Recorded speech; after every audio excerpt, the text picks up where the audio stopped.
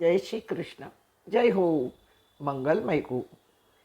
આજે પારિવારિક પવિત્ર દિવસ રક્ષાબંધનનો છે. આ વિશ્વમાં રક્ષાબંધનની શરૂઆત 3 મહિલા દેવીઓથી થઈ છે. પહેલું તો યમુના મહારાણી, બીજા દ્રૌપદીજી અને ત્રીજા માં લક્ષ્મીજી.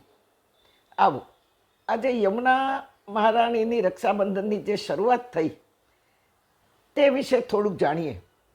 5 વર્ષની ઉંમરે ગોપાલકૃષ્ણે યમુનાના ધરામાં રહેલો કાલી નાગ નાથ્યો.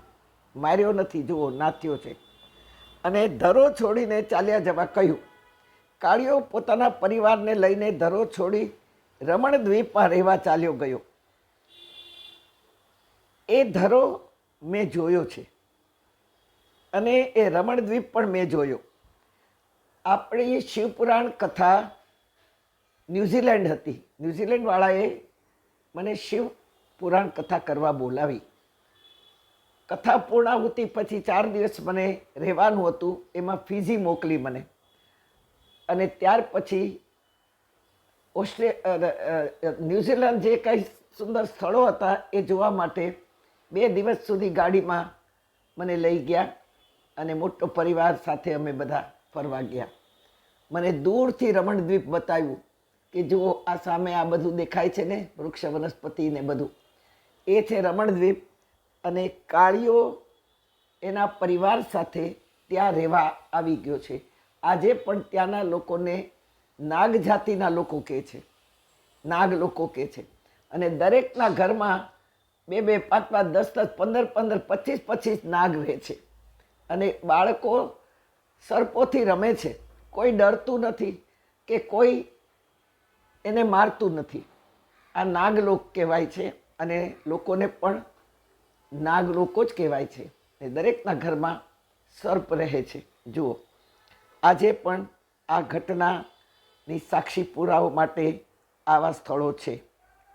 હવે આ 5 વર્ષની ઉંમરથી 125 વર્ષ સુધી યમુનાજી શ્રી કૃષ્ણની રાહ જોતા રોજ ધરાના તળમાં ઉગતી નાની નાની કમળની પોયણીઓ વીણી અને માળા લઈ યમુનાજીના જલમાં ઉપર આવી માળા પકડીને ઊભા રહેતા. જુઓ ચિત્ર, કે હમણાં મારા શ્યામ આવશે, હું એને માળા ધારણ કરાવી અને એની આંગળી પકડી એમની સાથે ચાલી જઈશ. પણ આજ 125 વર્ષ સુધી રાહ જોતા રહ્યા. એક દિવસ સાધનાનો અંત આવ્યો. મહાભારતનું યુદ્ધ નક્કી થઈ ચૂક્યું હતું. ભગવાન દ્વારિકાધીશ કૃષ્ણે પાંડવોમાંથી અર્જુનને બોલાવ્યો અને દ્વારકા લઈ જવું અર્જુનને હિતાવહ નહોતું.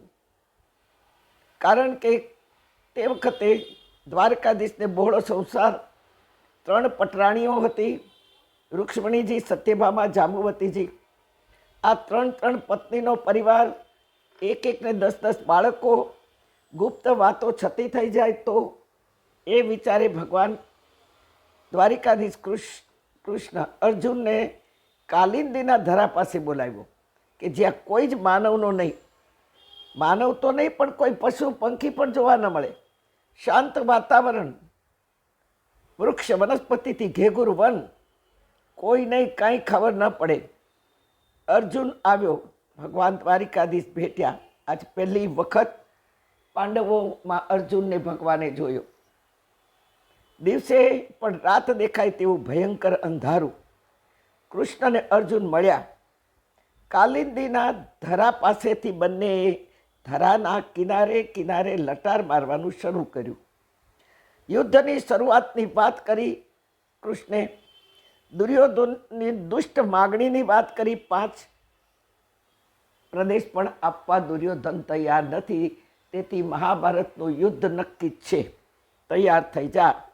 દુર્યોધનની દુષ્ટ માગણી, દુષ્ટ વર્તન, કટુવાણીની વાત કરતા ધરાને કિનારે લટાર મારતા વાતો થઈ રહી છે. ગંભીર વાતો થઈ રહી છે. નીરવ શાંતિ છે. અને તેવામાં શ્રી કૃષ્ણ શરણમ મમ, શ્રી કૃષ્ણ શરણમ મમ, શ્રી કૃષ્ણ શરણમ મમ એવો ધ્વનિ સંભળાવા લાગ્યો. ત્યારે અર્જુને કહ્યું કે પ્રભુ, 2 ક્ષણ રૂકો. કોઈ આપને યાદ કરી રહ્યું છે. ત્યારે કૃષ્ણે કહ્યું, આવું તો આખો દી બધા યાદ કરે છે, કોની સામે જોઈશું? વાત આગળ ચાલવા દે. પણ અર્જુને કહ્યું કે નહીં પ્રભુ,